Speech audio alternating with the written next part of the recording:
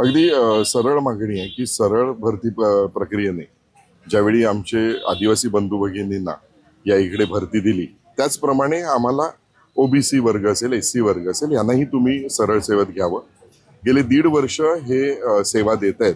हे कंत्राटी पद्धतीमध्ये सेवा देत आहेत आणि अगदी आपल्याला शासनाने सुद्धा हा निर्णय देऊन त्यांना सेवेत घेतलेलं, त्यांना कुठेही तरी न्याय मिळावा अशी आमची अपेक्षा आहे.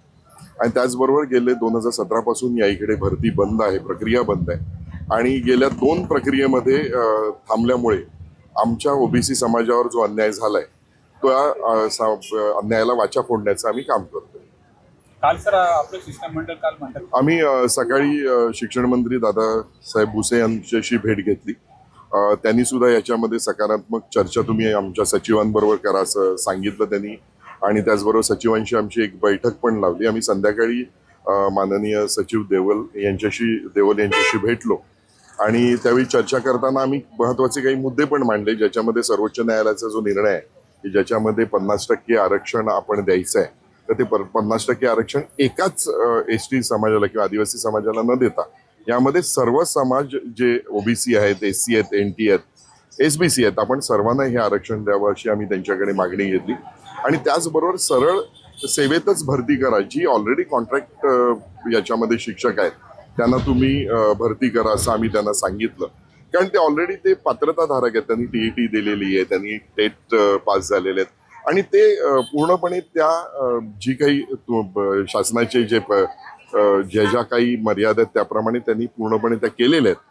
त्यामुळे त्यांना सरळ सेवेत समाविष्ट करा अशी आमची त्यांना मागणी सांगितली आणि त्याबद्दल ते वरिष्ठांशी चर्चा करून आम्हाला निर्णय देणार आहेत याबद्दल सांगितलं. याबद्दल काही षडयंत्र रचलं जाते का असं काय?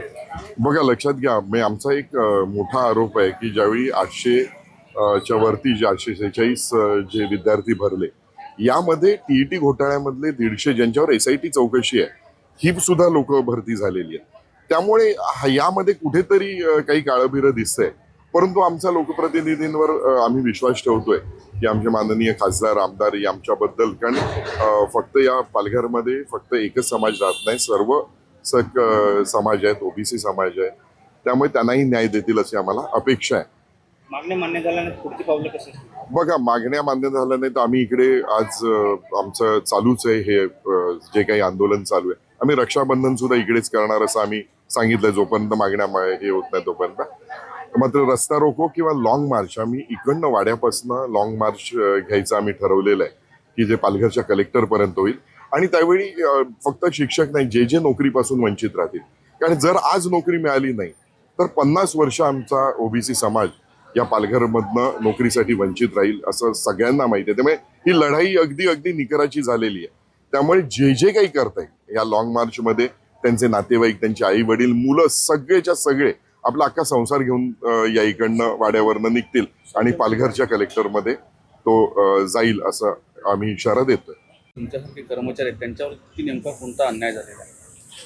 आमच्यावरती अन्याय झाला आहे म्हणजे आमचं आरक्षण होतं त्यावरून आम्हाला 0% आरक्षणावर आणून ठेवलेलं आहे.